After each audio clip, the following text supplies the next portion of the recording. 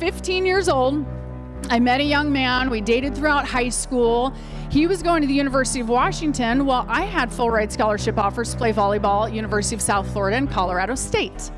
So I declared to my mom and my coaches, I'm going to the University of Washington, which meant I gave up my scholarships to do that. But 4 years later, I was the first of my friends to get married, the first to buy a home. And so it's kind of like, oh my gosh, I arrived. And in early 2000, I was the first of my friends to get divorced. Oh no. So I had never at this point ever had to pay for any of my own bills, ever.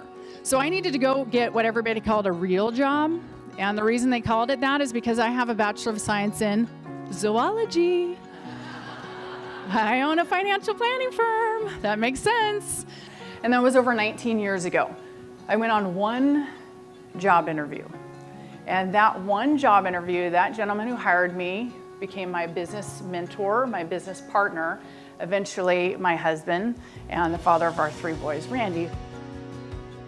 The interesting part about owning a financial planning firm over all these years, one of the things that we as a company have seen a tremendous need for is all of you. I love helping people never feel that way that I felt as a child financially.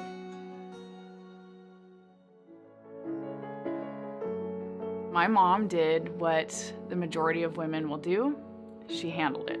This strong woman who was tired of being broke, and she handled it. Because it gives me chills, because you're right. My grandmother, she handled it. Yeah. My grandfather wasn't dealing, and she had to deal. Yeah. And she handled it, and that one decision changed the entire destiny of our family. The good news is, women, we hold more wealth in the country now than men do. Yes, fantastic. In the next 20 years, they're estimating a transfer of about $30 trillion via inheritance, right? Those are the global stats, yeah. Women are going to control over 60% of the wealth worldwide within 20 years. So as you can see, I find it very important to make sure that women are well educated in what's going on.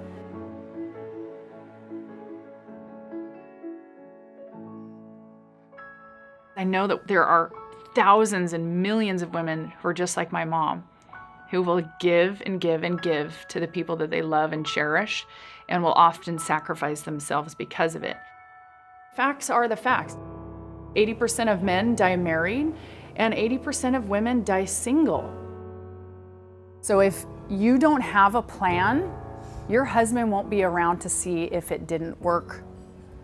He will have passed away. He may have even drained the assets for care. And the facts are 80% of women, widowed women on Social Security, live below the poverty line. And the majority of them didn't when their spouses were living. What I know about women is they're not flaky, they're just busy.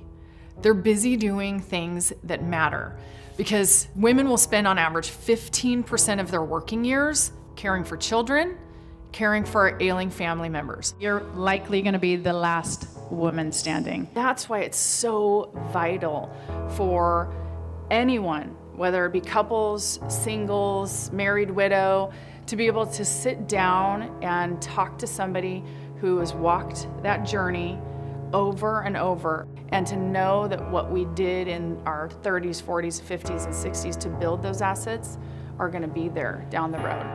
What this represents really is my heart. The way in which you change an industry is generational teaching.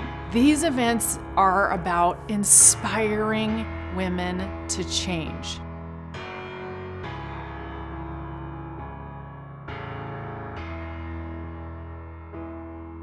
I kind of hit my point. I kind of was ready to just go, I'm out. I just put my kids to bed. I walked out on the front porch and I had a complete panic attack. And it was because my husband and I had decided to sell half of our business, and I was actually going to go to work for somebody else. And it was going to be fantastic financially, and all the burden was going to come off my shoulders, but it was also going to sever a 17-year working relationship with my husband. So the very last meeting, I called the entire thing off because I felt like it was going to be the downfall of my marriage if I went forward with it. But I had to return back to a company that I thought was broken, and I didn't know what I was supposed to do. When my husband realized that I was willing to take 17 years of what we'd built and completely pull it apart to be able to feel authentic for what I wanted to do, that was the moment where he said, I get it. You have to be able to do it your way.